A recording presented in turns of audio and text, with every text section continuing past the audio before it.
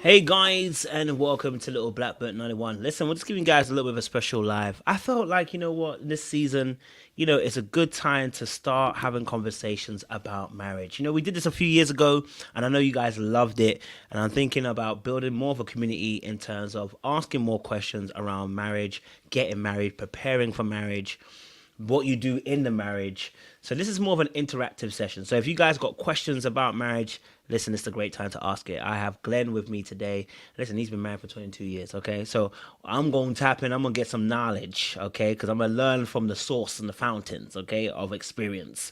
And I hope that you guys also enjoy this conversation, but you also ask questions too. What would you want to ask? What would you want to know? Because I think it's important that we get to ask these kind of questions because when people have gone before you, it's always wise to learn from them so that you can also make as wise decisions. The Bible says, walk with the wise and you shall be wise. But if you walk with the foolish, you'll be foolish. So we can always talk about reality TV all day, every day, and I love it.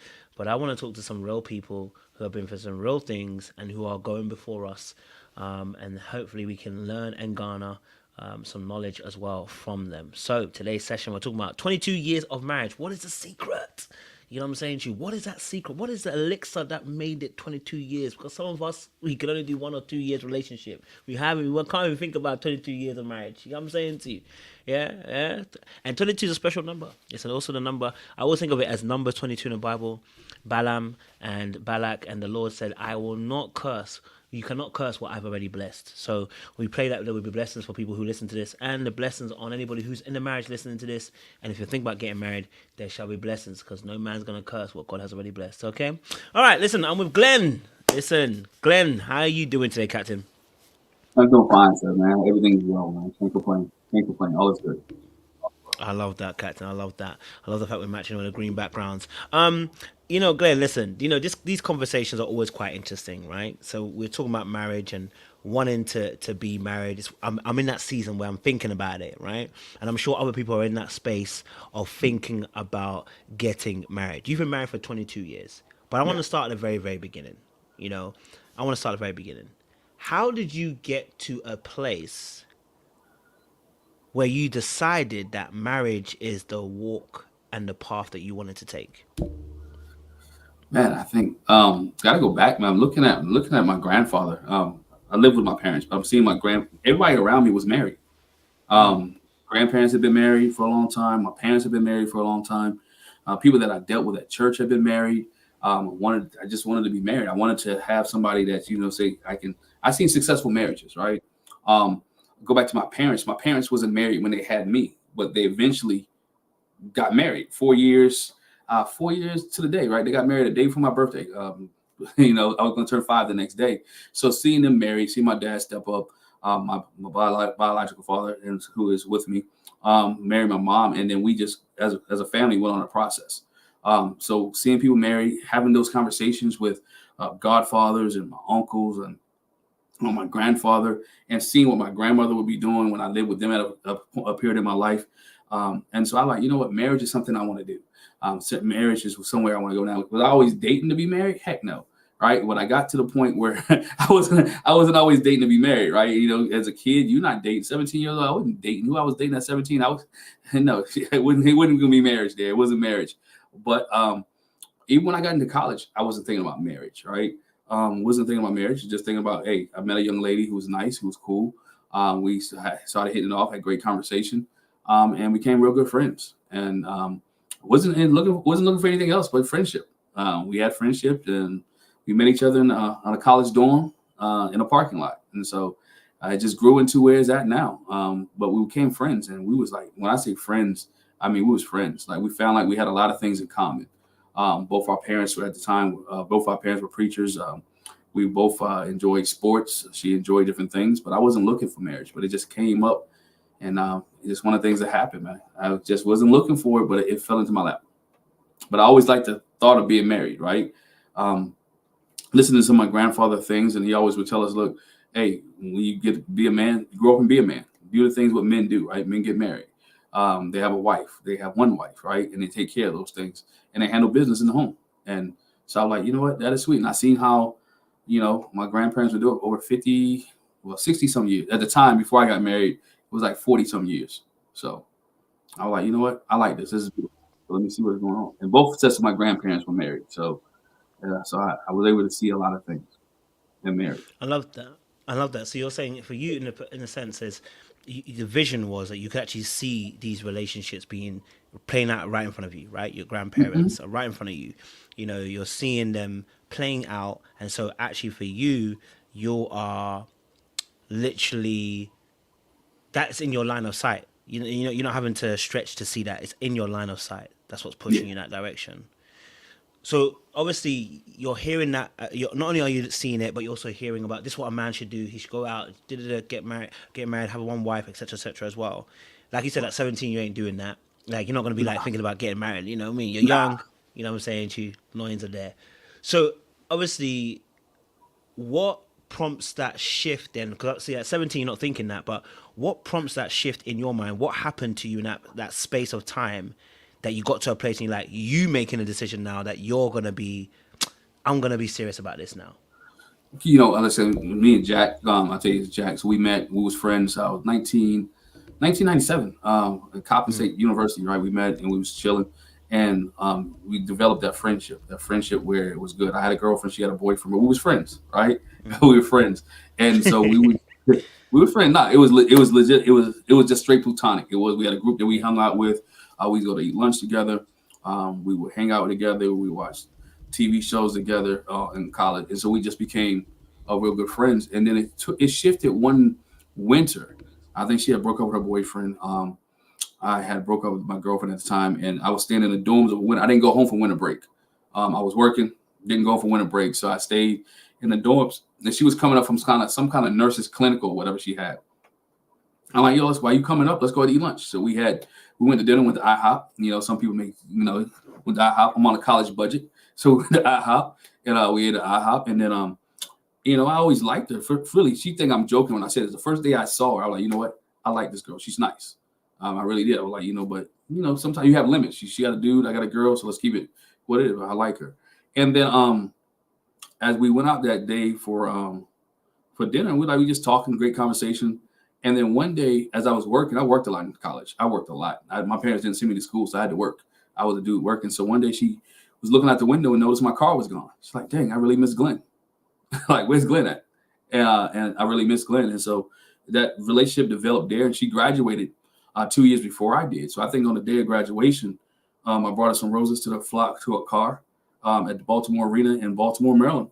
And I was like, yo, do you want to go out with me? Do you want to be my girl? You know what I'm saying? And from that point on, the rest is kind of history. But then I knew she was ride or die. I was drive to where her parents were at on the summertime. Um, we I would work, and then even on weekends, I would drive the way she was working at.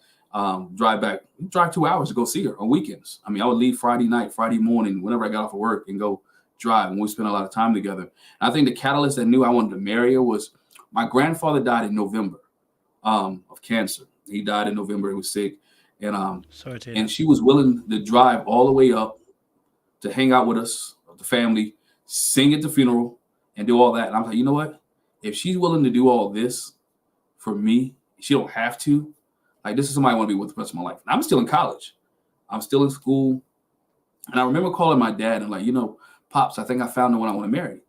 And I said the same most people said. It was like, yo, we're going to bring 50-50 to the marriage. My dad said, no, you don't bring 50-50 to a marriage. When you bring 50-50 to a marriage, there's another 50 out there that nobody's dealing with.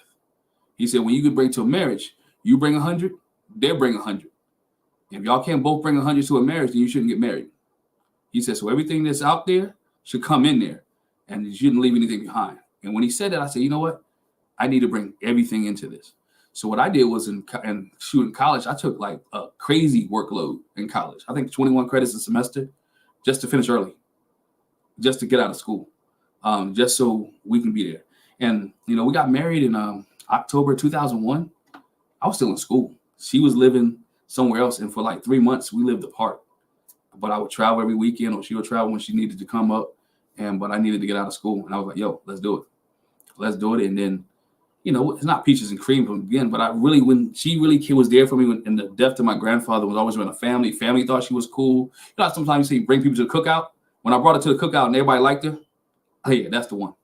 There was nobody said anything bad about it. It was asking when I show up. Got to the point when I would show up and she wasn't with me. My grandmother was like, "Where Jackie at? Like, where Jackie at?" So it was that moment where I like, you know what? That's who I want to marry. So I worked about 2 jobs in school, got a ring for her. I called her dad. He was like, "Yo, can I? Do you mind?" He asked me, he said, "Yo, what took you so long?" When I called him, he literally said, "What took you so long? I've been waiting for this for a while."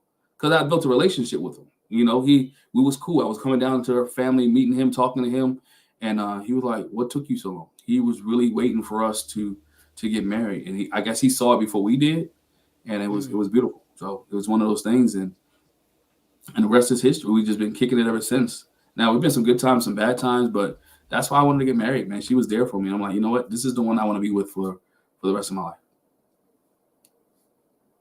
Before I ask my question, I guess audience members got a question for you. So I got a question I'm going to ask after this. But you kind of answered already. But maybe another characteristic then. What other characteristic would you say that your wife had that set her apart from other women you had dated or other women you knew that made, she was the one? I know you kind of mentioned one of those things already, but yeah. I laugh and I joke. She could sing. I mean, I'm not gonna say and lie to you. She could sing. Hearing her sing, I was like, you know what? This is something that I like. I enjoy. And then she was genuine about it. I could tell she was smart, and she was serious about her business. And now, when I say serious about her business, when we was in school, if Jackie had a test or she had clinicals and we all wanted to hang out, she kicking me out like, "Doug, I got a test in the morning. I got to be at the hospital at 3:00 or 4:00 in the morning. You got to go." And not that we was doing anything wild or I was sleeping or anything. We're like, we can't watch movies tonight, or I got to go study. So I knew she was serious about her business, which helped me stay focused and serious about my business in school as well. So she was like one of those things. And then she was genuine. I knew she really cared. I mean, she had a genuine heart. I told her all the time, I said, "You're tough on the outside, but you soft on the inside. You got that hard exterior, but you soft." Those characteristics were great. And then we had the background. We had the church background I thought was cool too, because we had that was in common. Now, I'll be honest with people. Was I living 100% right? Heck no. You know what I'm saying? I ain't gonna say here and lie. I ain't gonna say here and lie to her. I ain't gonna say here and lie to nobody, right? And I don't think she wouldn't either if she was here. We're not gonna say and lie with anybody. We wasn't living 100% right, but I did know I had a foundation, and that was the key. Foundation was whether it's Sunday morning, late Saturday night, we was gonna get up. I was gonna get up. We was gonna go to somebody's church, or we could do something. And I know church ain't all it is, because it's not the building, but it's what you have on the inside, how you live it. But I knew I had that enough foundation in me. Whatever happened during the week, I need to be in somebody's church on Sunday morning. So whether I drive back home or went to the church around the corner, and I think that was great too, because she was willing to get up and go with me. She was willing to, or she was telling me, "Hey, time to go. We going to church in the morning." So that was something I'm like, you know what, we got that in common. So that's cool. Just a little comment here from Jay Blake to add to her point. So that's good right there. A lot of women feel like they have to give in to get a man, but sounds like she set boundaries and you respected her more. Would you agree with that statement? Yeah, I definitely agree with that, man. She set boundaries. She was about that. Like I said, she was about that business.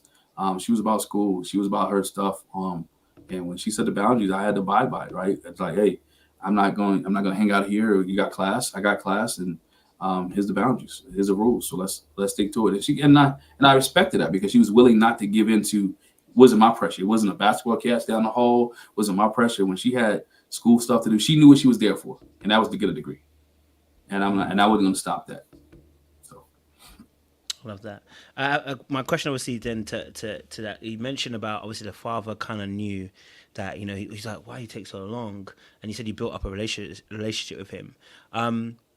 You kind of said, obviously, you were going down there, you were obviously seeing the family as well. Was it intentional that you were building a relationship with him? And I'm not talking about in terms of being married. I'm talking about, right. Was it intentional that you're building a relationship with him? Or was that just a byproduct of what you had experienced at home, and you kind of just brought that naturally to the foreground? Or was it him that was pursuing you in the sense of being friendship? Like, how was that relationship developed? I think it's natural. It's my personality. And I say that because I'm a military kid, right? Being a military kid, we traveled or we moved every 2 or 3 years, sometimes every 9 months. So I had to adjust in situations to all type of people.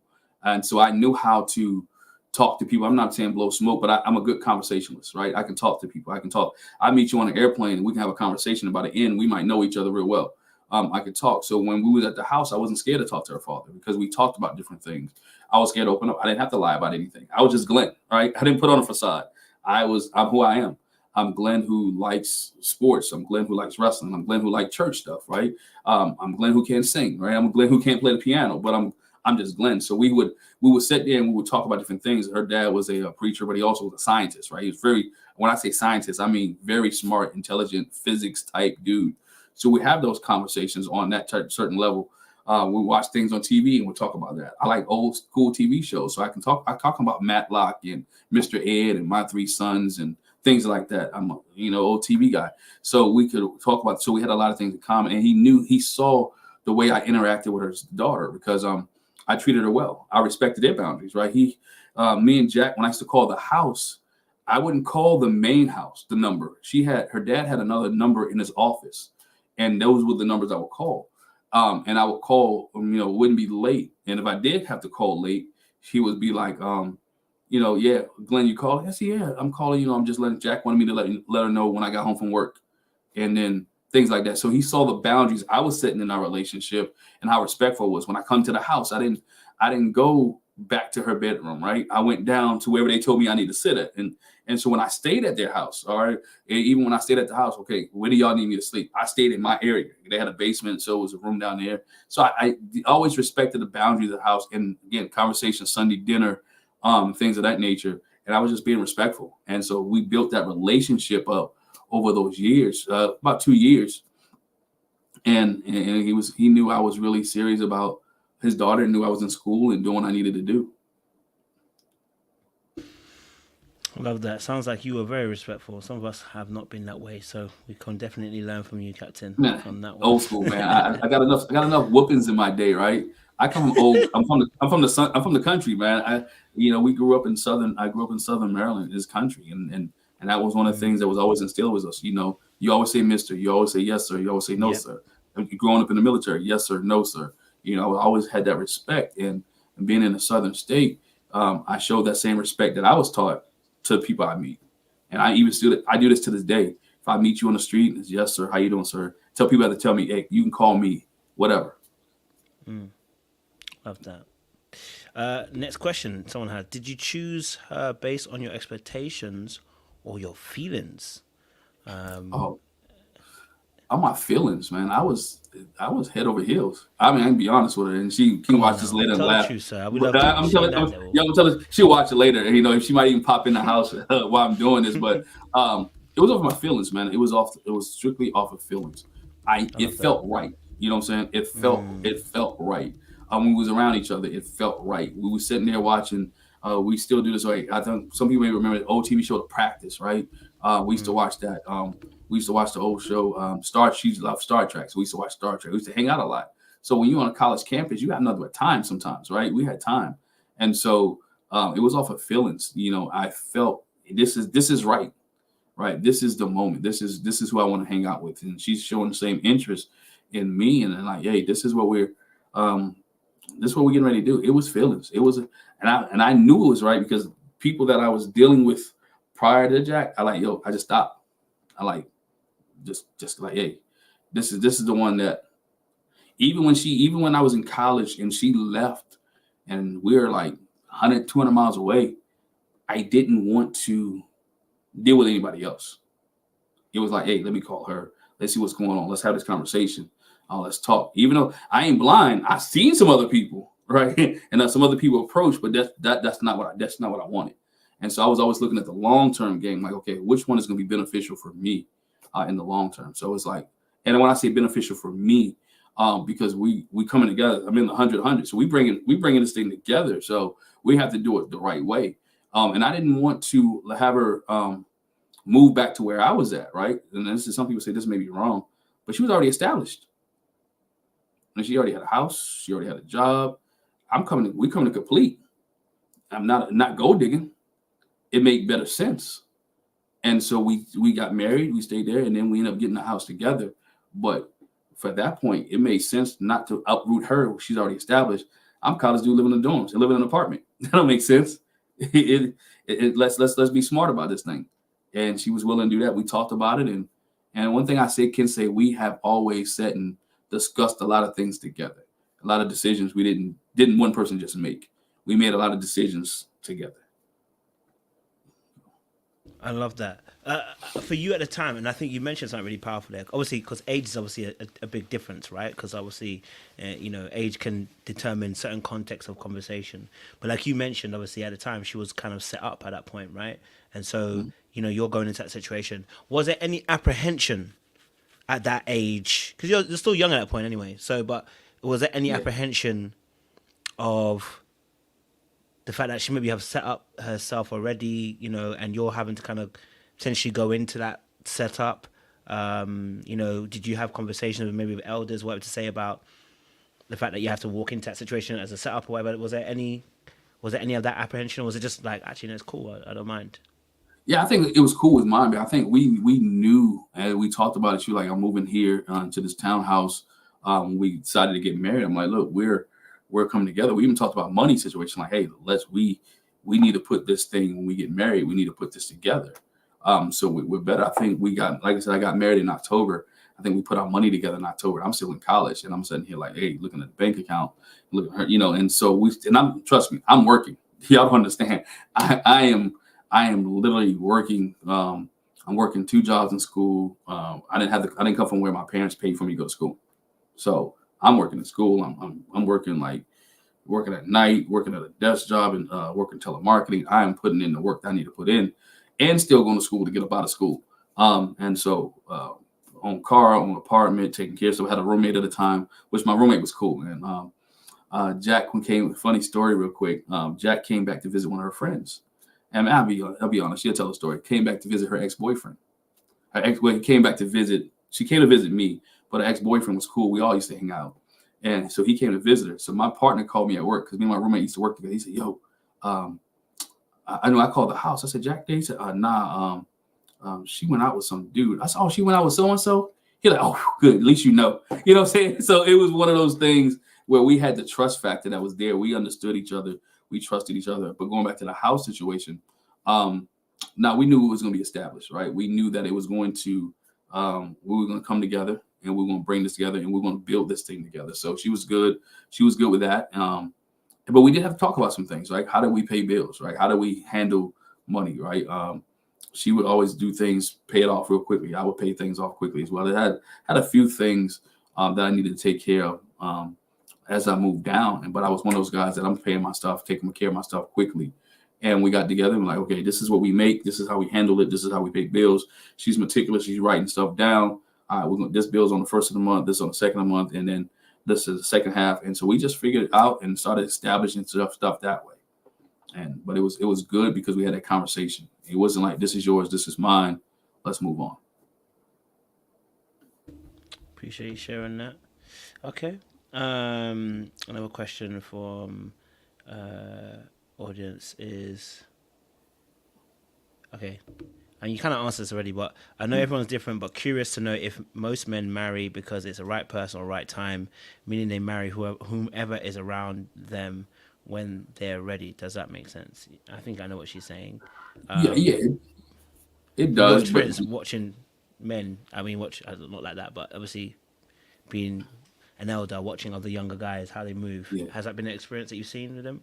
yeah, I see a lot of younger guys. Man, I think some of younger guys now don't. I think they're scared of marriage. They don't want to get Mm, married because they've seen so many things on social media, seen so many things on TV that you don't have to be married. I wanted to, like I said, for me, um, it was the right timing. It was the right place. I was 23 years old. Some people say, "Oh, that's young. What do you know about marriage?" What I've seen successful marriages, right? I knew how to handle. Did I know how to handle everything in marriage? No, man. There was some things later on in our marriage that knocked both of us down. Um, but I knew I had a strong foundation. I knew she had a strong foundation. I figured, you know what, this puzzle works, and so let's work this thing, and let's get it. And I told her, I said, I'm not getting divorced. I'm not. We'll do everything. We're not gonna get a divorce. I'm not gonna get divorced. I had some rules. I said, and some people may laugh, but even to this day, I don't have. We talked, like I said, we talked about everything. I was like, I'm not getting divorced. I'm not sleeping on the couch. If we mad at each other, we can try to figure this thing out. We can try to figure it out. We're not gonna be mad at each other and all that stuff overnight for long periods of time. None of that stuff. We're gonna try to figure it out when it's possible. And we talked about not only not being mad at each other or that, but we talked about how we're gonna work this thing together. Let's get on the same page in every aspect of our life. Let's try to get on the same page spiritually, financially. When we have kids, let's talk about where we go, because divorce is not an option. Nobody's in my family gets divorced, right? I haven't seen not too many people in my immediate family got divorced. I said we're not going to do that. I think we can talk. We can try to fix any problem. Long we communicate with each other, and it had to be a learning curve. Be honest with people, it had to be a learning curve. When you go from a single man who's been living with yourself by yourself and learn her expectations. I used to go downstairs and fix one sandwich and then ask nobody, hey, do you want one? You just give me something to drink. Do you want something? And then she brought her, hey, when you go downstairs, can you, I might want to drink too. So now, hey, I'm going downstairs to get something. Do you want something? You have to learn. And there's nothing wrong with learning. It's just a matter of, and I had to learn how to talk. You had the tone, pitch, and voice is the big key. Tone, pitch, and voice when you're dealing with a woman or dealing with anybody is key. It's how you say it, when you say it, and what you say makes a big difference. And so I hope I answered that question. That's one of the things, I knew it just felt right. Right person, right time, right moment. And people align to it, right? And I know some people say other people don't matter. But I look at it like a boxing match, right? If my corner man, who I trust, is telling me to step left, I might need to step left to win the fight. So those that I trusted in my corner were saying, yo, she's a good girl. You know what? That's the one that you need. Yeah, she good. She great. But if people in my corner would say, nah, something ain't right, I might have took a no look at it, right? Because in the midst of a fight, the fighter can't always depend on his own judgment. He has to depend on the people that he hired to pay for it. The people outside looking in sometimes see some things that you don't see because you blinded, because you're in the middle of the fight.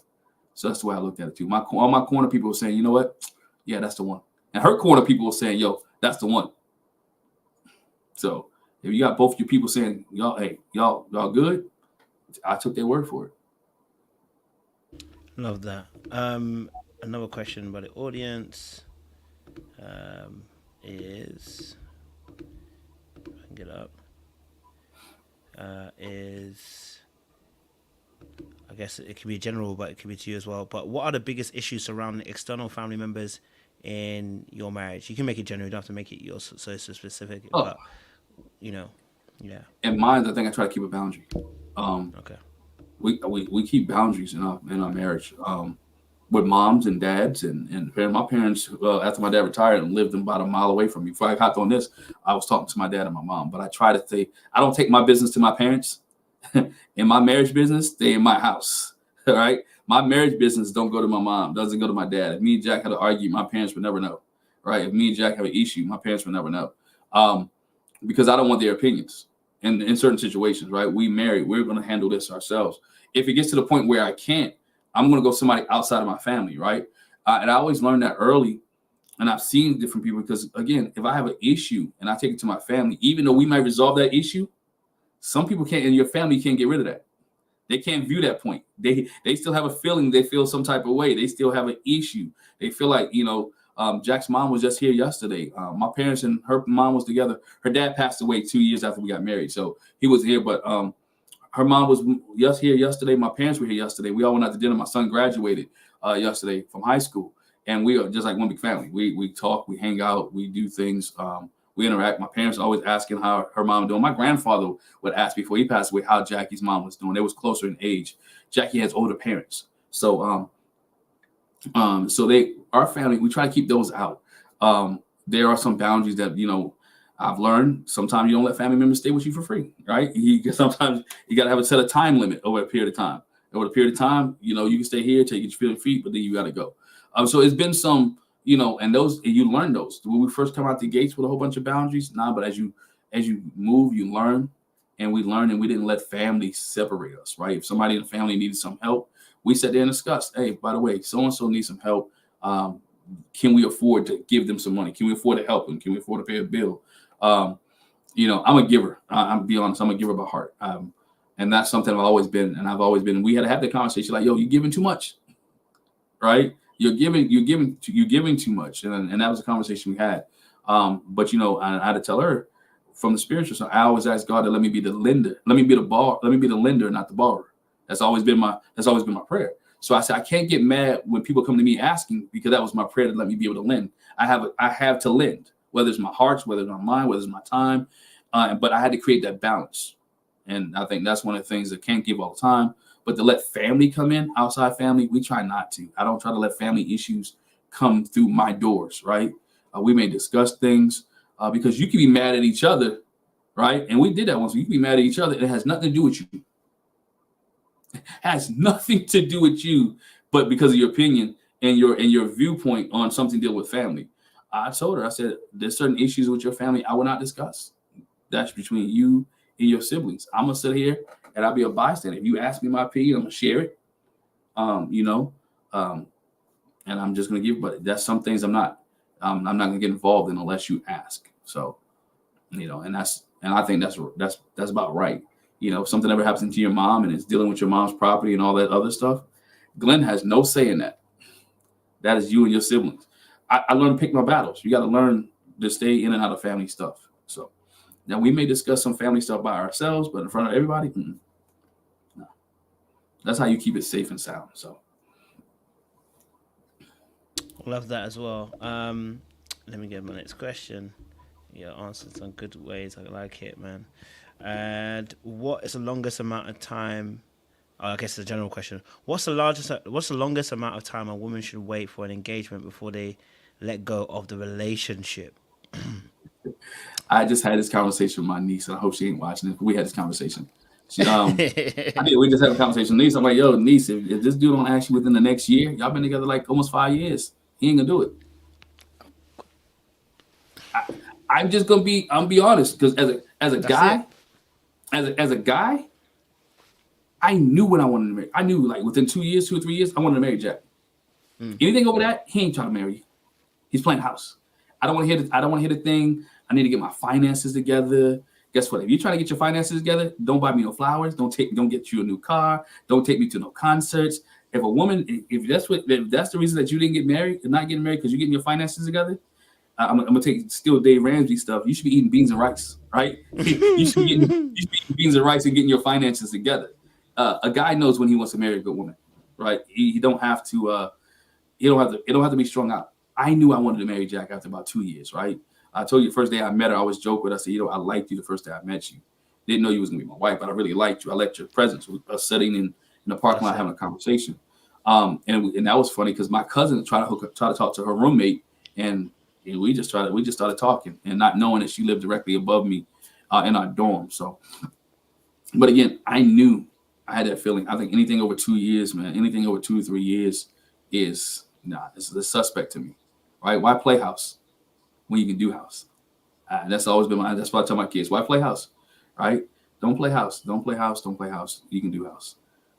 If he really wants to marry you, he'll do right. And he'll marry you. So. Love that. I didn't answer this question because I had forgotten it. But her second part of the question was, are you the husband you thought you would be 22 years ago? I take care of her. Could I be better? Yeah. By this time, I thought I'd be retired. I'm not retired yet.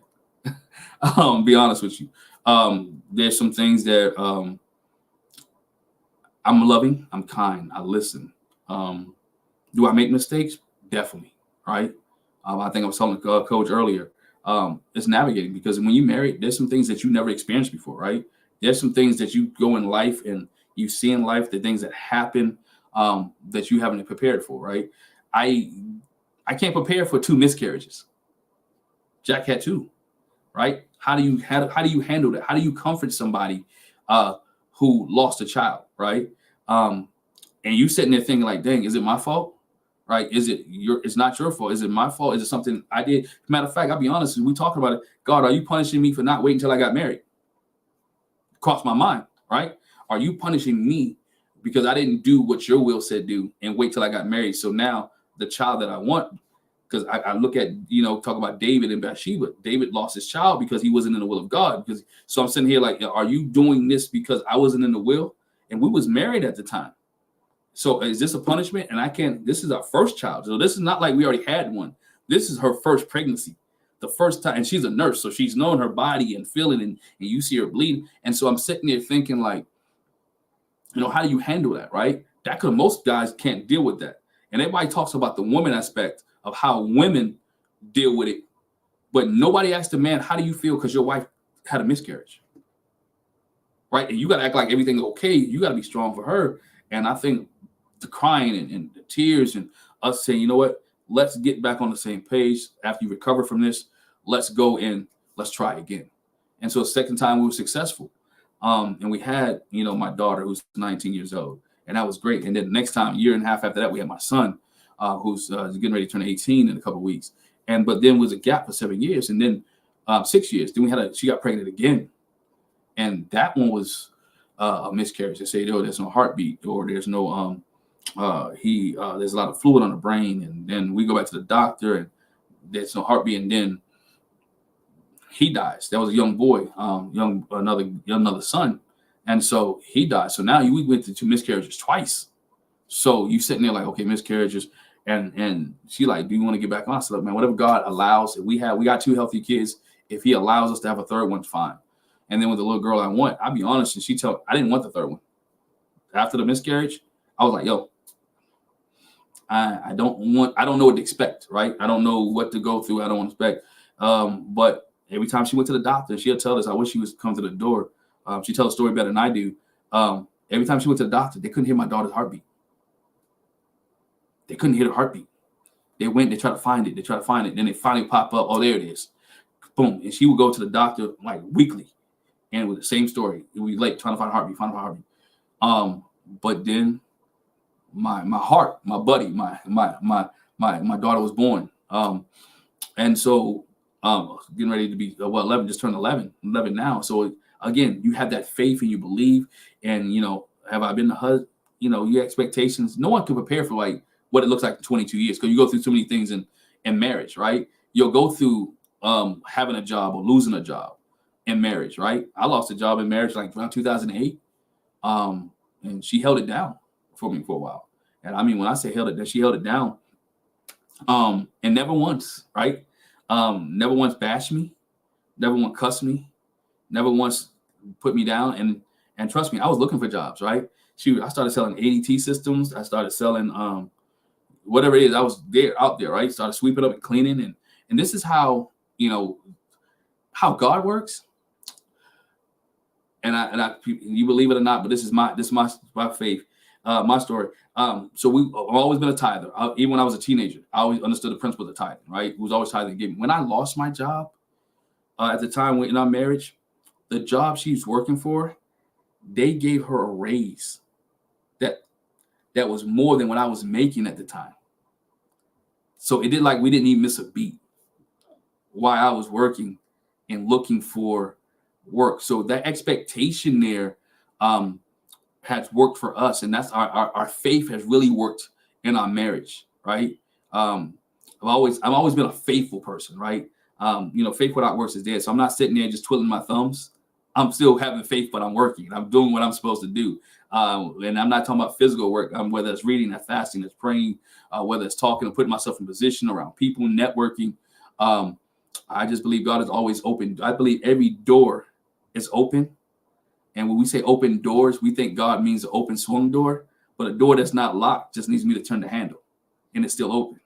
And so sometimes God just wants me to turn the handle. So I'm like, hey, where do you need me to go? And so I'm just turning the handle, and He opened doors. The job, when I didn't have a job, it's funny. I went to sell a school some ADT systems and realized they were hiring. I applied, and next thing you know, about a week and two half later, I'm teaching at a school that I was selling ADT systems to. So that's when expectations. So you look at different things. So you navigate. How do you navigate not having a job, right? How do you navigate loss of children? How do you navigate, losing parents, right? Because she lost her dad. While she lost her dad before he could even see any grandkids, before she got pregnant. So, how do you navigate those things? And you see a guy that and so you navigating driving home, and your wife is crying because she know her dad's gonna die. He ain't dead yet, but you ever been around somebody's dying? You know they're dying. So we have to have those conversations and expectations. So, no, do I see myself where I needed to be in 22 years? Emotionally, yes. I'm still growing. Financially, still growing. Marriage wise, still growing. I was telling Coach, I have 2 kids that be in the college in the fall. I haven't been in a house with just one kid, right? One kid in like 15 years. So how are we gonna handle? Me and Jack can have a lot more time with each other. What are we gonna do? Y'all might see more podcasts or something. I don't know, right? It just those type of things. So my expectations, being a good husband, being a good father, yes, that I expected to do that because I was raised that way to be a good husband and to be a good father. So to answer the question. First of all, thank you for sharing with us, Glenn, because what you described there. It's never easy, um, to go through that, and maybe another time we can actually you can share a bit more of that because I think you're right. As men, we might not never have this conversation, right? We may never really talk about how we actually feel going through that situation because we're tasked to being the person who should support and protect, and oftentimes we can forget about ourselves and how we feel. But I'm sure a lot of men have actually probably been through what you've been through, but maybe there was no other men to be around to be able to explain how they felt or what they've gone through or what they were going through at that moment. So really appreciate you sharing some of those tougher moments that you've kind of gone through in the marriage. Those tougher moments where you've had to, they would say, zip up your coat a little bit and go along with it and just ride a wave because you don't know, you've never been down that path before. You know what I mean? Just trusting God and having faith in that situation. So yeah, I mean that's such a powerful testimony there as well. Obviously for yourself then, 22 years. Like I said, you've been through some ups and some downs and stuff as well. What would you say then is more of your more prouder moments than being married? What are some of the more prouder moments for you then? Oh man, what's the proud moment of being married? One, like I said, happened yesterday. See my son graduate. All right. That was one a proud moment. Seeing my daughter graduate last year has been a proud moment. Um, Seeing Jack excel in what she wants to do, getting her master's degree and teaching at a university, teaching at a school. Seeing that, seeing how both of us have grown and helped our children develop, right, and be who they are, and see how they are looking at it. I think a lot of my success is just to see other people around us, right? Being able to say I'm still in the same house 15 years later, right? I ain't get foreclosed on, we ain't get kicked out, we ain't do nothing like that. Being able to say that that our marriage has never got to the point where I wanted to leave, right, or she wanted to leave. I think that's been one of our proud moments as well. And having kids, man, if you don't have kids or have kids running around the house, I think the best time for us, to be honest with you, was during COVID for us. And I say that because we live a busy life, right? When you have teenage kids, I got one in choir, one in sports. I'm a coach, right? I'm never home. My kids don't know what it's like for me not to coach, right? Or not to go to a game or not to be at a wrestling match. So when COVID came, those 2.5 years, we was home, right? So it was like I saw their personalities. And not that I didn't know their personalities, but we really bonded as a family. There was nowhere to go, right? We stay home, we watch TV, we enjoyed each other's company. We laughed, we joked, we played, we still worked, we worked from home. But they would be in our office hanging out, and I think we got to see who our kids really were during that time frame and understood them. Right, one was in the 10th grade, one was in the 9th grade at the time, and we get to see them develop in those years. Right, one was in 8th grade, getting ready to go to 9th grade, and was already in the 9th grade, and you can see them develop. So that's one of my things as a proud father is like to see them grow up, and then with me and Jack being able to take vacations every year, right? And I say that because sometimes you work too hard, but you don't ever reward yourself. Right? You never show yourself a kind and gentle and being able to relax and be able to enjoy the moment, enjoy each other. And I think that's what we enjoy, that we able to go and enjoy each other. I like being around her. She likes being around me sometimes. And I joke about it sometimes, but we like being around each other, whatever it is. We like it. So those moments we can just sit and chill, right? And enjoy each other. Those are defining moments to me. And we still creating defining moments. We talked about it. Matter of fact, we talked about it this morning. People talk about kids graduating, and she said for her, it will be not only seeing my kids graduate, but able to see them have kids and be parents, and for me to be a grandparent and be a great grandparent, to be able to talk to them and see how the generations and the legacies have progressed because of us, because of where we started and what we've done and how we impacted our children and our children's children. And so that's to me one of the things that I've looked at is like, how can we make this life a little bit better for each other and enjoying each other's company. So that's been one of the biggest moments for me, seeing my kids develop and grow and be successful, and just enjoy life and just enjoying life, having fun. I think that's cool. I love that. What if you were to say from your perspective, what this generation is in need of when it comes to relationships and marriage? What would you say some of the observations you've seen that you think to yourself, oh, I think they might need a little bit of this, a little bit of that? Transparency, transparency and love and affection. It was never my house where I didn't show Jack love. I wanted my kids to see us hug. I wanted my kids to see us kiss. Right. I think I say this. It doesn't matter. I wanted my kids to see us embrace each other. Right. I wanted my kids to see that moment of love and laughter, to the point now my kids were like, "Yo, Dad, stop." Like, I think Jack came downstairs yesterday, and she probably get mad at me for saying this. We was getting ready for my son's graduation. She had a T-shirt and just a T-shirt on, and I whistled. My kids and my mother-in-law were like, God, dog, can you stop? Nah, I love her, right? It's 22 years in. So again, I want them to see those affection. I want them to see how it is, how love is supposed, how I treat her. I don't say cross words to her. I don't, and not saying that we don't have cross words, but I don't show cross words in front of my kids. I don't show, we have discussion. We'll have discussion in a room. And if we do have a discussion, I want you to see us make up, right? It's how we handle the discussion, how we handle whatever we're talking about, right? How we handle this issue or this circumstance. I want to see the realness. I think this generation has a false sense of what relationships are because they see TV, right? They think everything is hot and steamy. They think this is where it's supposed to be at, or they see Instagram and this the model. Well, and those things that take place. I think if you show genuine love, concern, and care, that's what I want them to see. You know, my daughter has a friend now, and I say, when are you gonna come talk to me?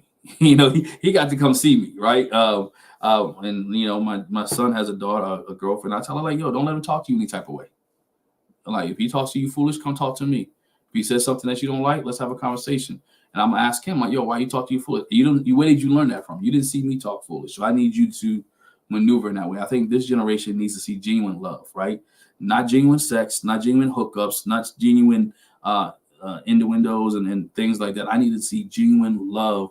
And I think we need to embrace those people who have been married for a long time. I think I saw this morning, Grant Hill and Tamia have been married 25 years. Nobody talks about them, right?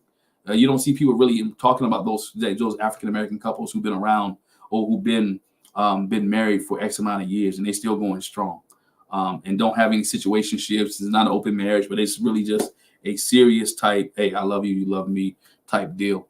And that's what I think this generation needs to see, more of those type of relationships where mom and dad have been in the same house.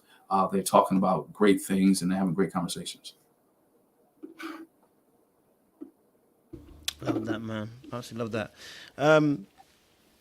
I guess obviously for yourself as well, like I said, you've reached 22 years, and this generation here as well, we are a microwave generation as well. And I love the fact you said about showing, your children as well, showing your children like this is what affection looks like. This is what you want to show them, that this is how you're loving your wife, and and being open about it as well. If you were to give any advice to specifically the men, younger men, let's say they're looking to get married, or they're looking to get into a relationship. Let me say married because that's what we're going to. What would be one golden piece of advice that you would give a young man who's looking to get married? What would the one golden piece of advice you would give to that person? Your relationship is not a football game or a baseball game. Meaning, there's no win losses in your marriage. I don't keep track. We're not competing for who's right.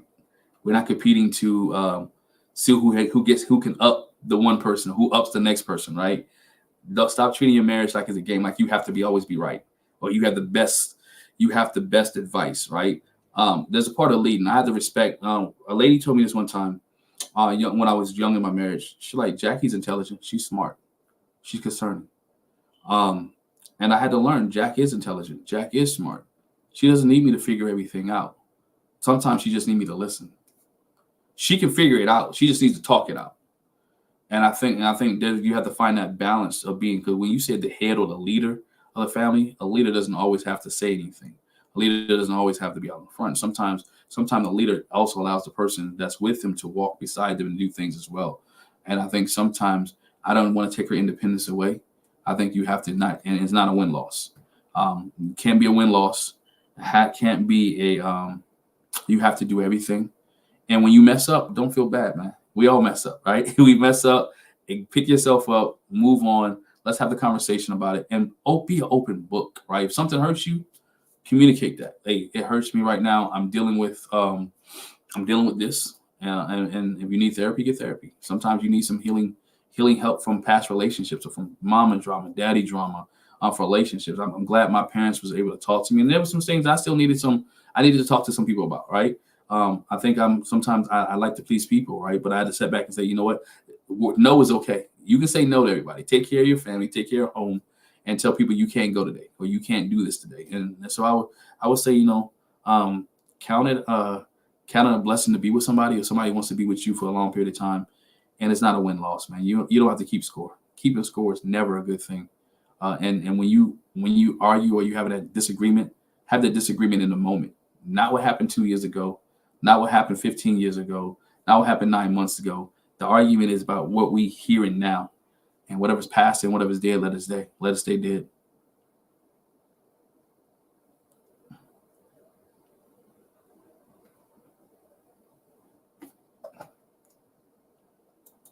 Well, can't hear you. Hold on. Sorry about that. My bad. What has been your secret, Glenn, of 22 years of marriage? What has been the secret? What's the elixir? What's that secret ingredient that's made 22 years? Huh? We need to know. Not my secret is, man, one, I have a prayer life, dog. I ain't saying lie to you. I pray. I really do pray.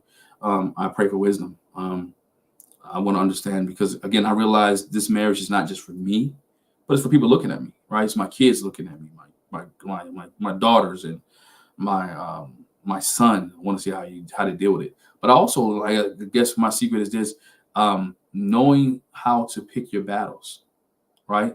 Knowing how to pick your battles. I don't fight on everything, or we don't it's not a disagreement on everything, right? And I'm not. It's not. Some people say, "Oh, that's compromise." It's not compromise, man. That's like, why are we arguing over who did the dishes? I'm just gonna do the dishes.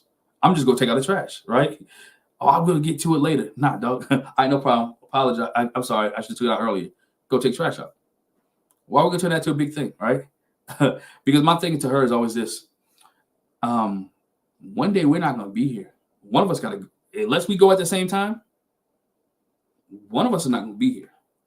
And I don't want the last moment, because we don't know when the last moment is.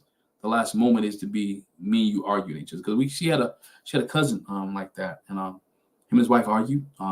Something happened, and she went into labor early, went into a coma, and never woke up, and they never had a chance to say sorry.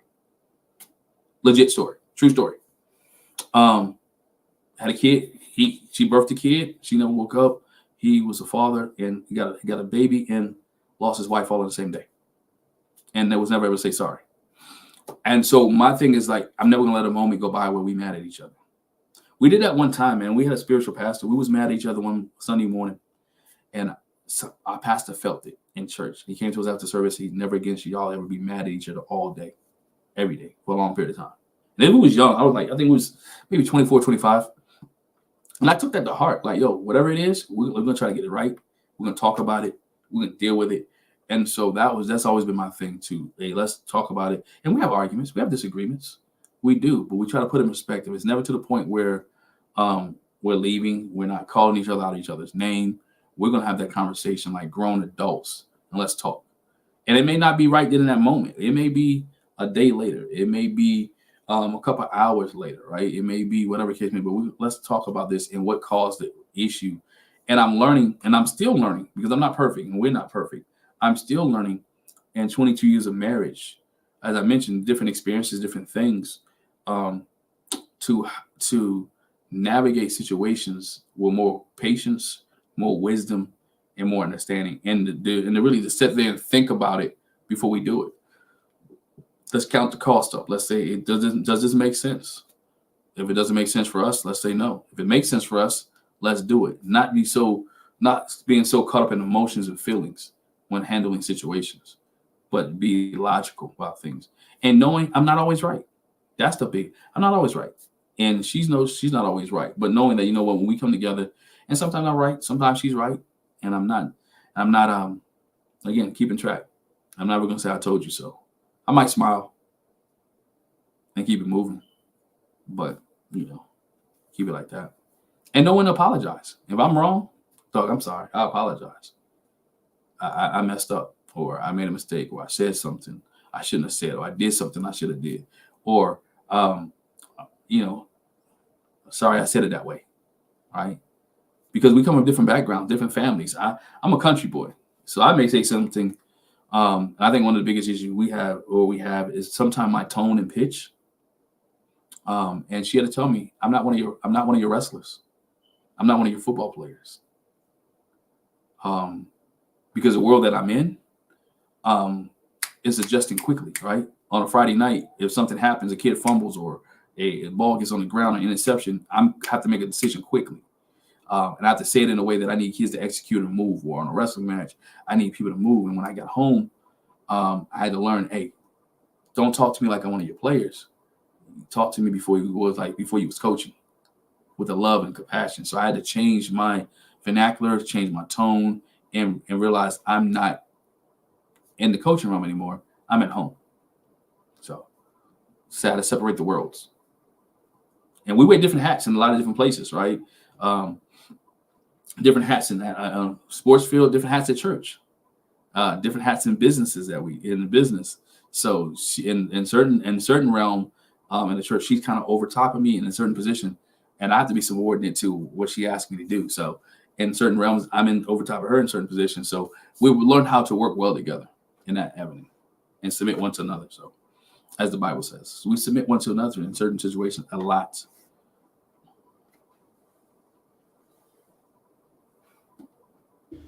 Whew, I love this, bro. I'm gonna wisdom all the way through. Last question is it's a almost a back question, because it came to me. Um, and it's the last question we're gonna do. I would love for you to just describe. I think you kind of mentioned it earlier on, the feeling that you felt for Jackie. I think that's a good place to end on. Because I feel like you meet people in this world, you meet certain women in this world. I always say this, man. You meet certain women in this world. Some of them are giraffes, some of them are beautiful gazelles. But then when you meet that Eve, I don't know how to explain it. It's like for us as men specifically, I don't know. I felt something before. I've prayed about it with the good Lord. I felt something heavy. Like, I can't lie to you. It's changed my life, what I felt. And I can't explain the feeling that I felt. It's drastic. I want to know the feelings that you felt in terms of that Jackie experience. I don't know if you can put it into words. If you could put it into words Oh in a man, minute or it's so, what you're feeling. I felt love, man. And one is love, love of the action, but I also felt not Mm. judged, right? Mm. Not judged because she, as I mentioned, she has a different type of intellect than I have, right? I'm a very smart guy, but you sometimes they have the different type of intellect, right?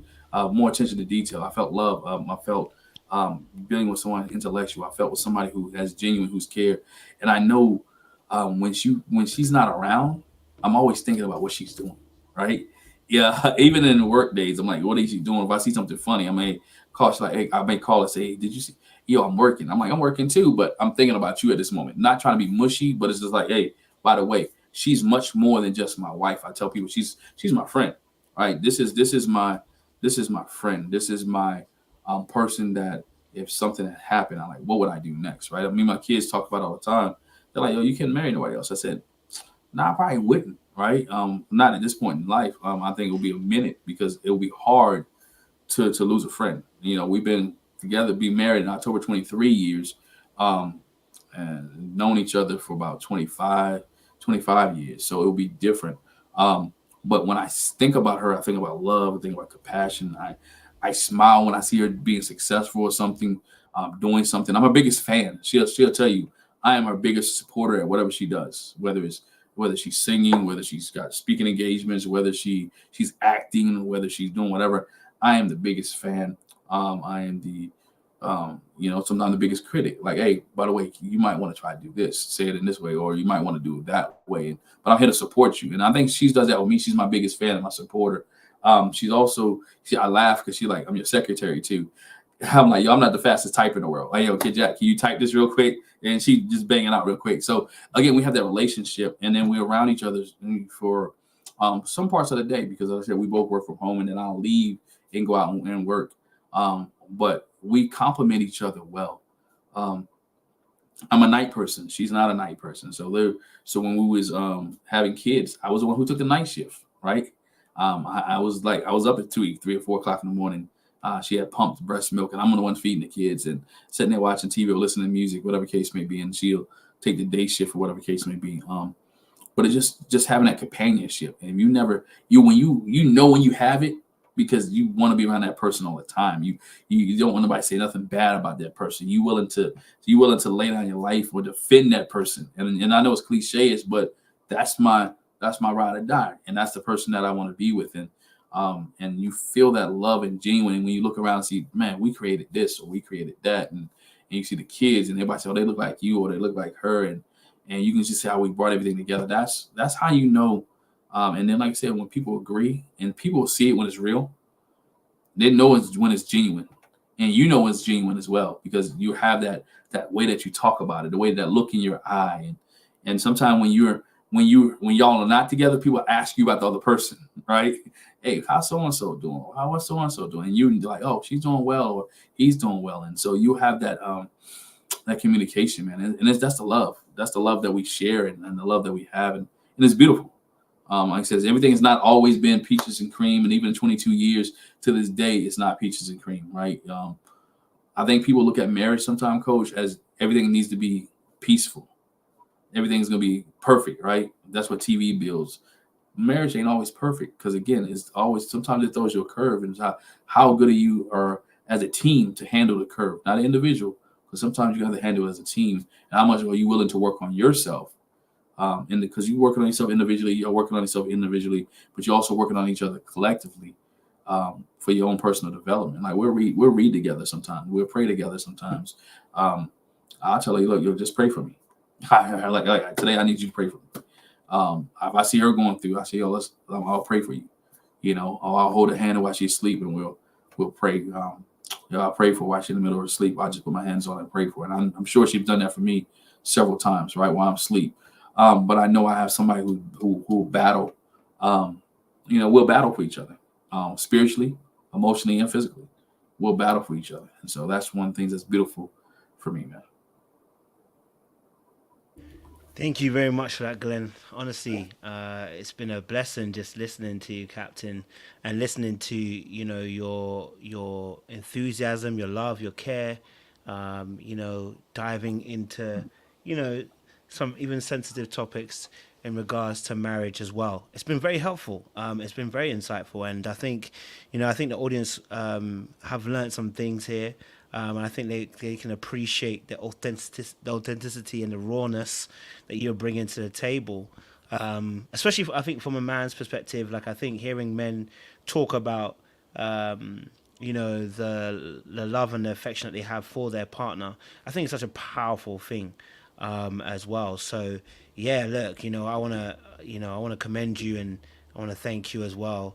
I definitely want to bring you on. I'm probably going to bring you on in 2 weeks' time, I think. So I'm going to have another person Yeah. for next week. But in 2 weeks' time, we're going to have to continue because you touched on some things. I think we need to also tap in a bit more deeper for us as men as well, especially, as well. Any last thoughts before we jump Yeah, off? African arts ascertain who asked a question: Yeah. how do you handle different opinions when it comes to serious decisions? Oh man, it is we look at it, and I tell you, be transparent, right? I have a son who's going to college, and and he's getting ready to go to school. Now we love him, right? But I am a financial savvy person, right? And I gave my kids some stipulations to be going to school. I said, I'm not paying for out of state because I don't make it doesn't make sense to me for you to go cross state lines and we pay 3 times as much.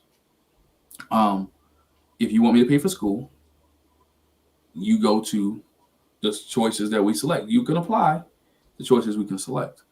Um, and we had a little different opinions on that because we come from different backgrounds. I come from a fan, so we look at it. Okay, what makes economic sense for us? What makes sense? I'm not a debt person, right? I don't believe in debt, so we try to figure out what can we pay out of pocket. It makes so. And our difference in opinion is we look at it and we see what makes sense, and we don't always agree. Sometimes we have to revisit it, and come back to it. But we try to make what's logical sense for our family and not the here and now, but the long term, right? What makes sense in the long term? Is it going to make sense for us? And sometimes it may take a couple of days, a couple of weeks, and sometimes we may be upset at each other because our opinion is different situations. Because again, I said I came from a family where I had to work, and I always joke with it like, "You came from the Huxtables, man. I ain't come from the Huxtables." and I came from, and she like, "Well, we ain't in a struggle mode." Now we're not in struggle mode, but I do want my kids to be able to have a sense of what hard work is like, right? I need you to work some things. And she's like, well, now let's get them this, that, and other. And so we have to come to a compromise. Okay, let them work for this, then we give them a little bit. So it becomes a compromise situation, but we're never going to jeopardize our relationship because at the end of the day, we've learned this early in marriage. And one of the last things I say, when my kids are gone, it's still going to be me and Jack. So I'm not going to have a situation because of the kids destroy my marriage. So sometimes our different opinions will come and we have a meeting of the minds. And sometimes, like I said, we have to pray about it. We have to talk about it, and we have to talk the thing through. And and we make a decision what's best for the family in the long term, not the here and now.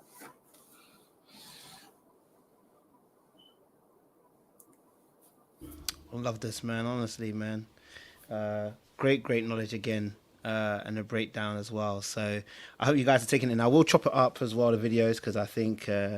But listen, this has been a great conversation. And I think it's always helpful to have these discussions. I will get more married people together and have these conversations and different levels. Glenn is expertise level at 22 now. You know what I mean?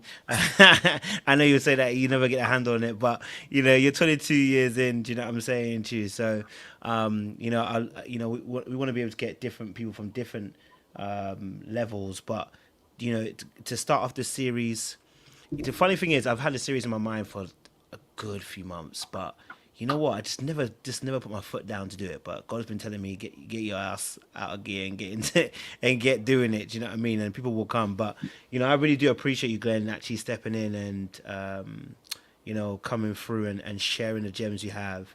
And I know there's more we can share, so I can't wait to have you back on again. But audience members, thank you so much for joining us today. We'll be back next week. We'll be starting at 8 o'clock EST because I've got coaching clients. So we'll start at 8 p.m. EST next week, and we'll have another topic for you guys as well going forward. Please make sure you're also subscribing to Jack and Glenn's YouTube if you haven't done so already. Make sure you are subscribed to their channel. You're subscribing to their YouTube as well if you love what they do. And don't be afraid to show a bit of love. You know what I'm saying? So you can show love through liking, sharing, and subscribing. You can also share love by even sending a love offering, as they say. Leaving a little thanksgiving present at the bottom of their YouTube page. I'll go first, and I'll leave one for them as soon as I get off here as well, as a appreciation token for the work that's been done. So listen, audience, thank you. We appreciate you and we honor you guys. And make sure you share this live with somebody. Somebody needs to watch this and be blessed by it. And we'll be back next week for episode 2 in a series. And we're just trying to talk about marriage all the way through. So I hope you guys are ready for what's to come. Much love, much appreciation. We'll see you again very, very soon as well. Goodbye.